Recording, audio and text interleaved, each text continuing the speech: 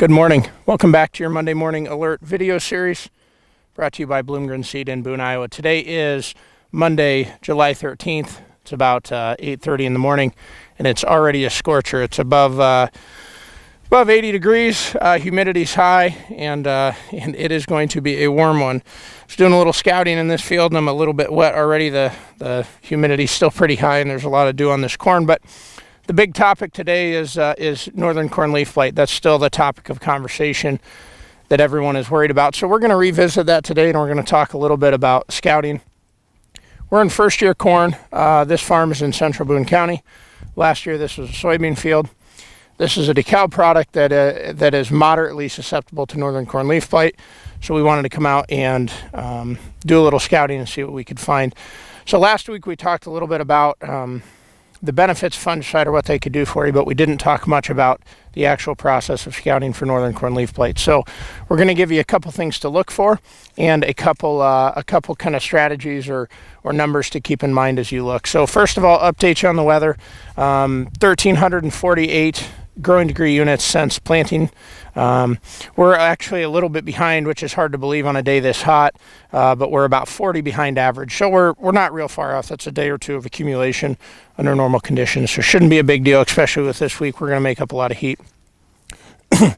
As you can see, this product has already tasseled. It's kind of right at that tassel. These indrows are a little deceiving. It's not quite as far along as it looks, but we're going to call it VT just for the sake of for today's conversation. So as we come into this field and we scout for northern corn leaf blight, obviously the first thing we have to do is recognize whether or not the disease is present.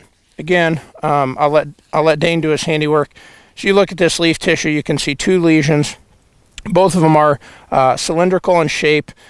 We call them cigar-style lesions. They typically will take on the shape of a cigar. You've got the brown dead tissue in the middle. You've got a brown or a purplish color on the outside. And then when the temperatures are right, which is humid and before it gets too hot, you'll actually have a wet area around the outside of the lesion, and that's actually the disease sporulating and moving out. When we get real hot, we can actually cook that off and slow that process down. But obviously we have two decent sized lesions on this leaf. So now we have to ask ourselves, okay, so what do we look for when we scout? My recommendation would be go to a minimum of 4 to 5 spots in the field. I'm a lot more concerned about lesions on leaf tissue above the ear than I am below the ear. We don't really need the leaf tissue below the ear nearly as bad as we need the canopy above it. Remember, that's where we're capturing our sunlight. That's where all our energy is being produced to eventually fill this grain.